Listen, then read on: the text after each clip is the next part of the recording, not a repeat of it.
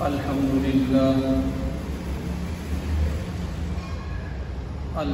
لله وكفى والصلاة والسلام على من لا نبي بعده وعلى آله وأصحابه الذين أوفوا عهده وعلى من تبعهم بإحسان إلى يوم القيامة. أما بعد فأعوذ بالله من الشيطان الرجيم.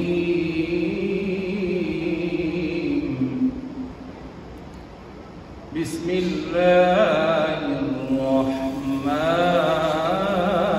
الرحيم.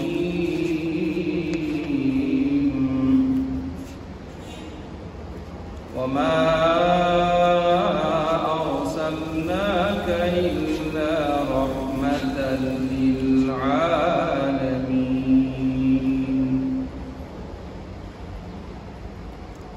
آمنت بالله صدق الله ومولانا العظيم وصدق رسوله الكريم ونحن على ذلك لمن الشاهدين والشاكرين والحمد لله رب العالمين.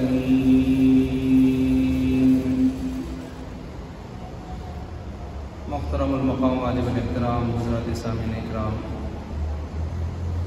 آج کی جمعہ کی اس نشست میں قرآن مجید فرقان حمید سے ایک آیت کریمہ تلاوت کی ہے. چونکہ ربیع الاول کی آمد ہے، بلکہ آج یکم ربیع الاول شروع ہو چکا ہے، تو اس وجہ سے آج کی اس نشست میں ربیع الاول کی مناسبت سے جو موضوع ساری دنیا میں سنایا پڑھایا جاتا ہے وہ ہے سیرت النبی الاعظم. تو آج کا یہ جمعہ، یہ نشست، یہ خطبہ سیرت النبی کے شروعات سے متعلق ہے. سیرت النبی الاعظم حضرت محمد مصطفیٰ صلی اللہ علیہ وسلم کی سیرت کا جو لفظ ہے، سب سے پہلی بات یہاں پر یہ ہوگی کہ اس سیرت کے لفظ کی تشریح کیا ہے. تو سیرت کا معنی ہوتا ہے طور طریقہ، انداز، ڈھنگ، حال، روش، طور طریقہ، انداز. اب سیرت کا جو لفظ ہے قرآن کریم میں آتا ہے سنعیدھا سیرتھا الاولیٰ. یہاں سیرت سے مراد اس کا حال ہے، یعنی پہلے حال پر ہم اس کو لوٹا دیں گے، اس ڈنڈے کو، موسیٰ علیہ السلام کے ڈنڈے کو. سیرت کا لفظ پھر آگے عرفی معنوں میں اصطلاحی اعتبار سے یہ لفظ خاص معنوں میں استعمال ہونے لگا. چنانچہ جب ہم عرف عام میں سیرت کا لفظ بولتے ہیں تو اس سے مراد ہر ایک کا انداز، ہر ایک کا طور طریقہ نہیں ہوتا، حالانکہ لغوی اعتبار سے ہر طور طریقے کو سیرت کہا جاتا ہے. تو جیسے سنت کا معنی طریقہ ہی ہوتا ہے، لیکن جب ہم سنت کا لفظ عام طور پر بولتے ہیں تو اس سے مراد ہر ایک کا طریقہ نہیں ہوتا.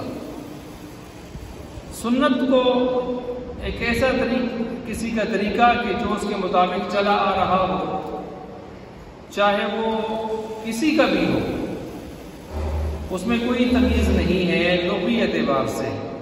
لیکن عرفی اعتبار سے جب بھی سنت کا لفظ بولتے ہیں تو اس سے مراد نبی پاک صلی اللہ علیہ وسلم کا قول، فعل، طور طریقہ جس پر انہوں نے امت کو چلایا.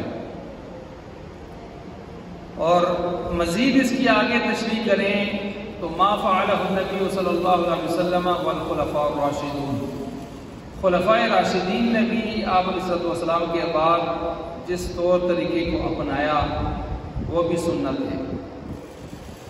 اور ظاہر بات ہے حدیث میں موجود ہے علیکم بسنتی و سنت الخلفاء الراشدین المہدیین، تم پر میری سنت بھی لازم ہے اور میرے خلفائے راشدین کی سنت بھی تمہاری اوپر لازم ہے۔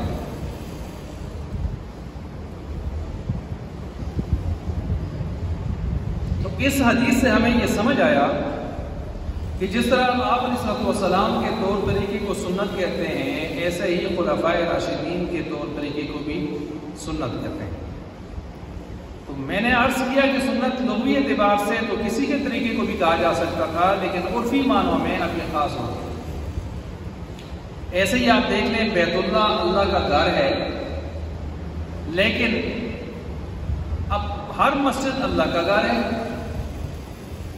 لیکن یہ لغوی معنی میں ہے کہ دنیا کی ہر مسجد اللہ کا گھر ہے، اور عربی میں اس کو کیا کہیں گے؟ بیت اللہ۔ لیکن اصطلاحی اور عرفی معنوں میں جب ہم بیت اللہ کا لفظ بولتے ہیں تو اس سے مراد ایک خاص مقام ہے جس کو ساری دنیا کے مسلمان بھی اور غیر مسلمان بھی جانتے ہیں کہ بیت اللہ سے مراد مسلمانوں کے ہاں کیا لیا جاتا ہے، وہ مسجد حرام۔ تو آپ دیکھیں بیت اللہ لغوی معنوں میں تو کوئی کسی مسجد کو بھی کہا جا سکتا ہے، لیکن اصطلاحی اور عرفی معنوں میں اس کا مطلب صرف اور صرف مسجد حرام کے ساتھ کیا ہو جاتا ہے؟ خاص، اس خاص خطے کے ساتھ۔ ایسے ہی شہر اللہ، رمضان اللہ کا مہینہ ہے، تو کیا باقی 11 مہینے اللہ کے نہیں ہیں؟ لیکن اس کے باوجود پھر ہم کہتے ہیں کہ رمضان جیسے روایت میں آتا ہے کہ اللہ کا مہینہ ہے، تو اس کو ہم اضافت تشریفی کہتے ہیں کہ کسی کو کسی بڑے سے نسبت دینا۔ اور ظاہر بات ہے کسی بھی چیز کو جب اللہ سے نسبت دی جا رہی ہو تو اس چیز کی عظمت کی طرف اشارہ ہوتا ہے۔ تو لہٰذا شہر اللہ اللہ کا مہینہ جب بولا جائے گا تو اس سے مراد رمضان کا مہینہ ہے، اس کا یہ مطلب نہیں ہے کہ باقی مہینے کسی اور کے ہیں۔ حدیث میں آتا ہے کہ ہر ایک عمل کرنے والے کو بدلہ دے دیا جاتا ہے، لیکن روزے کا بدلہ میں خود دیتا ہوں۔ اور روزے کا بدلہ کیا ہے؟ تو ایک حدیث میں آتا ہے انا ایسی بھی، میں خود اس کا بدلہ دوں گا، اور ایک روایت میں انا اجزا بھی، اس کا بدلہ میں خود بن جاؤں گا۔ اب یہ جو ہے انا ایسی بھی کہ میں اس کا بدلہ دوں گا، سوال یہاں بھی یہ پیدا ہوتا ہے کہ سارے اعمال کا بدلہ تو اللہ ہی دے رہے ہوتے ہیں، تو یہاں اپنی طرف خاص نسبت کیسے کر دی روزے کے معاملے میں؟ تو جواب یہی آئے گا کہ روزے کی عظمت کو بدلانے کے لیے، وگرنہ نماز کا بدلہ بھی اللہ ہی دیتے ہیں، روزے کا بدلہ بھی اللہ ہی دیتے ہیں، زکوٰۃ کا بدلہ بھی اللہ ہی دیتے ہیں، عمرہ، حج، صدقات، دنیا میں جتنے ہی خیر ہیں اور بلائیاں ہیں ان سب کا بدلہ اجر اللہ ہی دیتے ہیں۔ اللہ کے علاوہ تو کسی اور کے پاس یہ طاقت ہی نہیں ہے کہ اس کو اجر دے سکے، نہ ہی اس کو یہ اتھارٹی ہے، یہ پوزیشن حاصل ہے اس کو کہ وہ بدلہ دے سکے۔ بدلہ اجر تو ہے ہی اللہ کے پاس۔ اور ویسے بھی قرآن اور حدیث میں جن اعمال پر جو اجر بیان ہوا ہے اس اجر کو ہم بیان تو کر سکتے ہیں، لیکن اپنی طرف سے کوئی آدمی اٹھ کے چاہے اتنا بڑا ہی عالم کیوں نہ ہو، متقی پرہیزگار کیوں نہ ہو، اپنی طرف سے کسی عمل پر اجر و ثواب بنا کر لوگوں کو نہیں سنا سکتا۔ یہ منع ہے اور سخت منع ہے اور بہت بڑا کبیرہ گناہ ہے، کیونکہ بعض چیزیں ایسی ہیں کہ ان کا تعلق خاص وحی سے ہوتا ہے، وحی کے ذریعے ہی معلوم ہو سکتی ہیں، وحی کا دروازہ بند ہو گیا۔ اب کوئی اپنی طرف سے ثواب بنائے گا، فیکٹریاں لگائے گا، تو اس کا مطلب یہ نکلے گا بالفاظ دیگر کہ یہ تو نبوت کا گویا دعویٰ کر رہا ہے۔ اور علماء یہ بھی فرماتے ہیں کہ کوئی آدمی اپنی طرف سے مسئلے بنا بنا کر لوگوں کو سنائے، قرآن حدیث یا قرآن حدیث سے مستنبط اصولوں کو نہ دیکھے، نہ اس کے اندر وہ تجربہ اور مہارت پائی جاتی ہو، بس اس نے تک لگا لگا کے لوگوں کو اپنی طرف سے مسئلے بتاتا ہو، غلط بتاتا ہے یا صحیح بتاتا ہے، کچھ بھی ہے، کوئی مسئلہ نہیں، تو یہ شخص بالفاظ دیگر یہ دعویٰ کر رہا ہے بدبخت کہ گویا معاذ اللہ اس کے اوپر وہی آ رہی ہے اور یہ جو ہے لوگوں کو مسائل بتا رہے ہیں۔ قرآن کی تفسیر کے بارے میں تو صاف روایات موجود ہیں کہ جس نے قرآن کی تفسیر بغیر اہلیت کے کیے وہ صحیح تفسیر بھی نکال لے تو پھر بھی گناہگار ہے، اس لیے کہ تک مارنا، دنیا کے کاموں میں تو کوئی تک مار سکتا ہے کہ مثلا کاروبار شروع کر رہا ہے، کافی ساری شناسائی حاصل کر لی ہے، لیکن بہت ساری چیزیں ابھی بھی پردہ خفا میں ہیں، اب کاروبار تو اللہ کے بھروسے پر شروع کرنا چاہتا ہے، بہت ساری چیزیں ابھی اس کو پتہ نہیں ہے، تجربات میں جا کے سیکھے گا آہستہ آہستہ ساتھ ساتھ۔ تو دنیا کے معاملات میں تو چلے ہیں کسی حد تک تو چل جاتا ہے، لیکن دین کے معاملے میں تک نہیں چلتا، تک نہیں چلتا، اس میں تعیین کرنی پڑتی ہے، اس میں ٹھہراؤ اور سنجیدگی، متانت اور اختیار کرنی پڑتی ہے، وقار اور ایک طرف ہو کر یکسو ہو کر عبادات میں چلنا پڑتا ہے۔ تبھی تو آپ دیکھیں نا کہ روزہ، شک کا روزہ حرام قرار پایا ہے۔ آپ علیہ السلام نے فرمایا کہ جس نے شک کا روزہ رکھا اس نے ابو القاسم یعنی میری نافرمانی کی۔ اب شک کے روزے کی ایک آدمی شک کا روزہ رکھتا ہے، روزہ ہی رکھ رہا ہے، روزہ تو اچھی عبادت ہے بظاہر، اور یہ کہہ کے رکھ رہا ہے کہ چلو کل رمضان ہوا تو رمضان کا روزہ ہو جائے گا، نہیں تو کچھ نفلی ہو جائے گا۔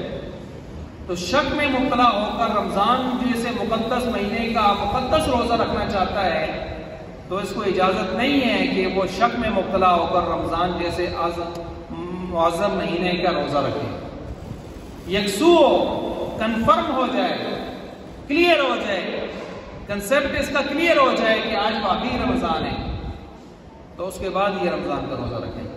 شک کا روزہ رکھ کے بھوک پیاس بے شک برداشت کرے، مشقت برداشت کرے، الٹا گناہگار ہوگا۔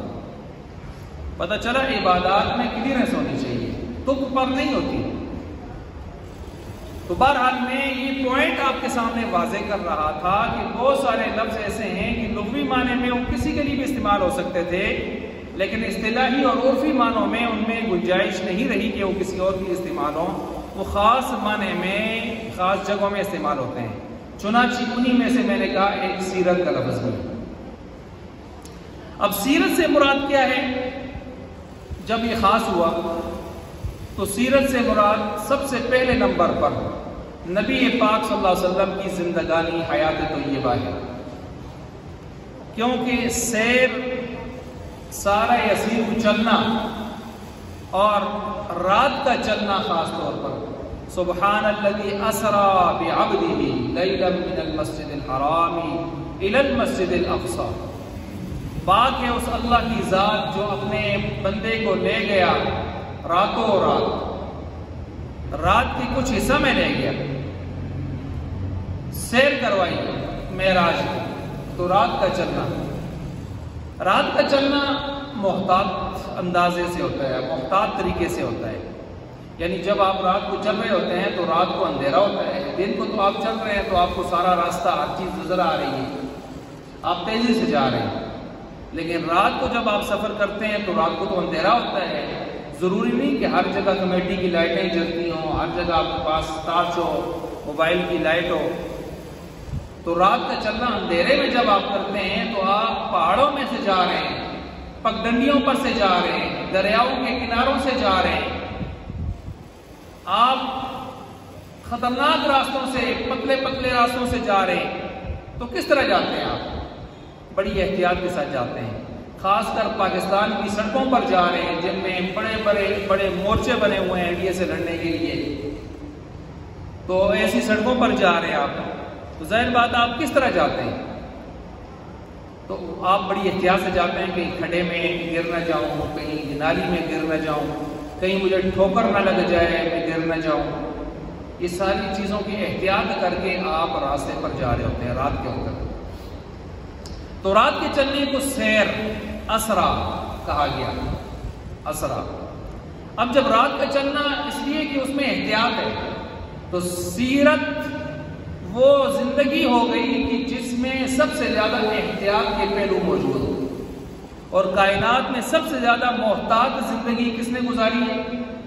نبی پاک صلی اللہ علیہ وسلم نے، محمد عربی صلی اللہ علیہ وسلم نے گزاری ہے، انبیاء نے گزاری ہے، صحابہ اکرام نے، اہل بیت عظام نے گزاری ہے۔ تو اس لیے اب یہاں پر سب سے زیادہ محتاط زندگی جب انبیاء کی اور بالخصوص محمد عربی صلی اللہ علیہ وسلم کی ہے، اور چونکہ پچھلی شریعتیں تو منسوخ ہو گئیں، اب ان شریعتوں سے کچھ باقیات ہیں بھی، تو ملت ابراہیمی کے طور پر کہیں وہ شریعت محمدیہ میں ہمیں مل گئے۔ اب آپ علیہ السلام کی زندگی جو ہے ہمارے لیے سیرت ہے، نمونہ ہے، مشعل راہ ہے، گائیڈ لائن ہے، جس کو دیکھ کے ہم نے چلنا ہے۔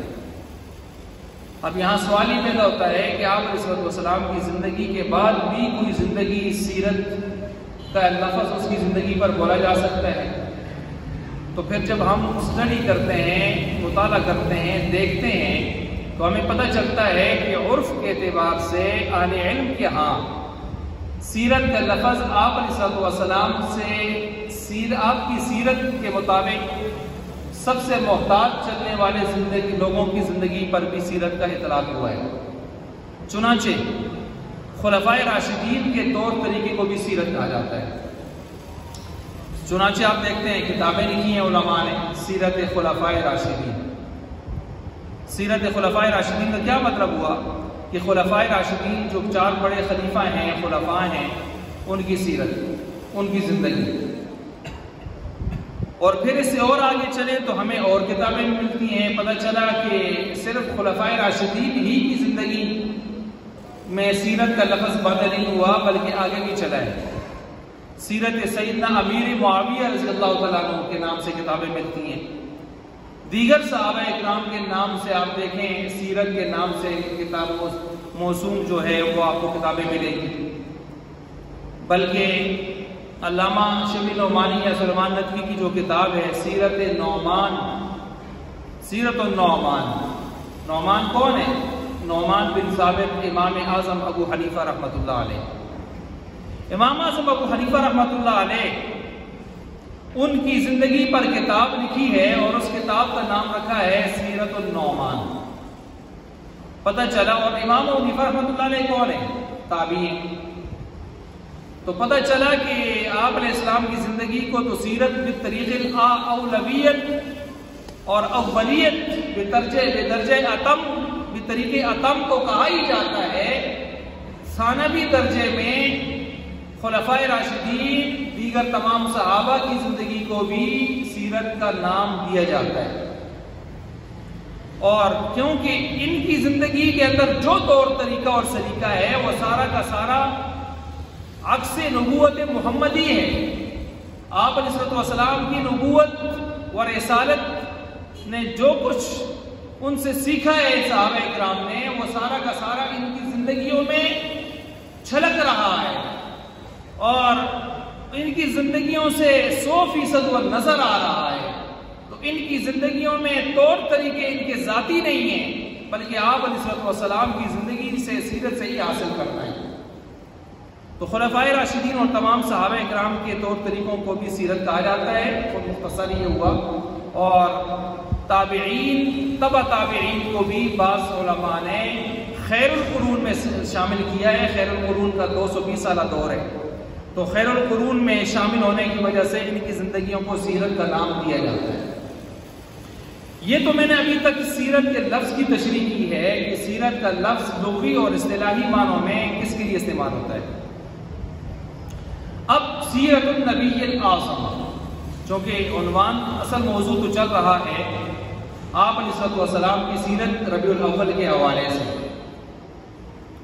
تو یاد رکھیں آپ علیہ السلام کی جو سیرت پوری دنیا پر بیان کی جاتی ہے، اس سیرت کے 3 بڑے پہلو ہمارے سامنے آتے ہیں۔ یوں کہیے کہ جہاں بھی آپ علیہ السلام کی سیرت کو بیان کیا جائے گا تو 3 شعبوں کے اندر وہ ہمیں نظر آتی ہے۔ نمبر 1 ذکر رسول، تذکرہ رسول، اور نمبر 2 پیغام رسول، مقصد بعثت رسول، اور نمبر 3 مقام رسول، شان رسول، احترام رسول، ادب رسول۔ آپ ذرا ان تینوں عنوانوں پر غور فرمائیں۔ یہ تینوں سیرت کے موضوع کے تحت 3 بڑے عنوان سامنے آتے ہیں۔ دنیا میں کہیں بھی کوئی سیرت پڑھی سنی جاتی ہے تو وہ ان 3 ذیلی عنوانوں کے تحت آتی ہے۔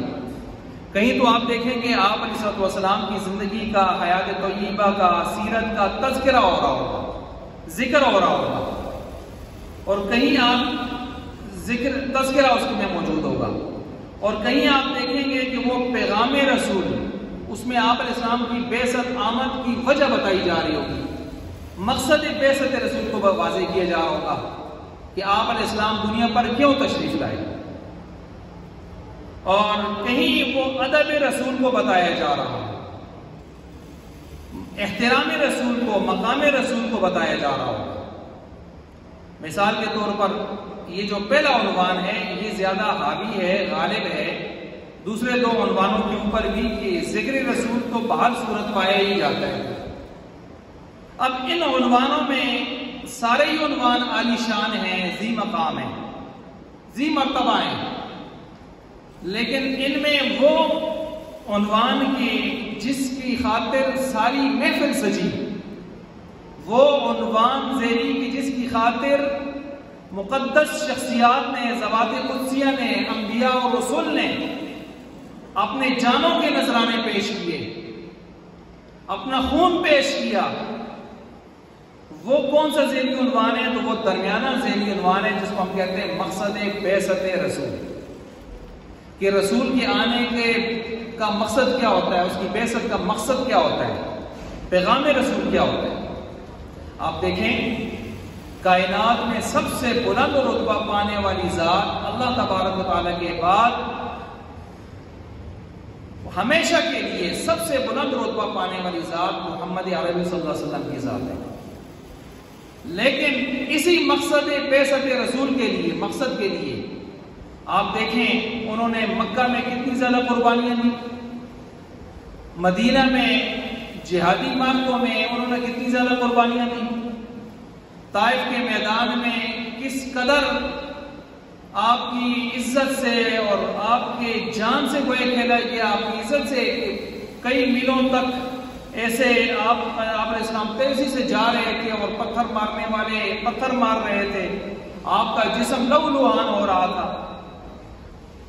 یعنی آپ علیہ السلام نے طائف کے اندر جو قربانیاں دی، آپ کا اتنا خون جسد اطہر سے نکلا کہ وہ آپ کے جوتے جو ہے جوتوں میں آپ کے پاؤں جم گئے، اور اللہ تعالیٰ نے فرشتے بھیج دیے، فرشتوں نے آ کے آپ کو پیشکش کی کہ اگر آپ چاہیں تو ہم پہاڑوں کو ان کے اوپر ڈال کے ان کو مریم ایڈ کر دیں۔ آپ کی اس حالت کو دیکھ کر بعض کفار جو ہے وہ تڑپ اٹھے، لیکن یہ سارا کچھ کیوں ہوا اتنی بڑی شخصیت کے ساتھ؟ تو بات یہی سامنے آتی ہے کہ مقصد بعثت رسول، کہ وہ اپنے مقصد کو لیے طائف کی وادیوں میں پہنچے تھے، کہ اللہ نے ان کو نبی اور رسول رحمت للعالمین جو بنا کر بھیجا تھا، اس پیغام کو لے کر مکہ کے بعد کہ طائف کے اندر 3 بڑے سردار ہیں، ان کو دعوت دے دی جائے، اگر یہ مسلمان ہو جائیں تو کافی بہتری آ سکتی ہے۔ اس غرض سے آپ طائف کا سفر کر چکے تھے اور طائف میں یہ واقعہ پیش آیا۔ یہی مقصد بعثت رسول ہے کہ جس کی خاطر احد کے میدان میں آپ 70 صحابہ کی تڑپتی لاشیں دیکھ چکے، ان کے کٹے ہوئے لاشیں، ناک کان کٹے ہوئے لاشیں، گھوڑوں کے سروں کے نیچے مسلے ہوئے لاشیں آپ دیکھ کر برداشت کر چکے۔ یہی مقصد بعثت رسول ہے۔ مقصد بعثت رسول کیا ہے؟ کہ اللہ کا پیغام اللہ کے بندوں تک پہنچا دیا جائے۔ توجہ فرمائیں، میں نے آپ کے سامنے جو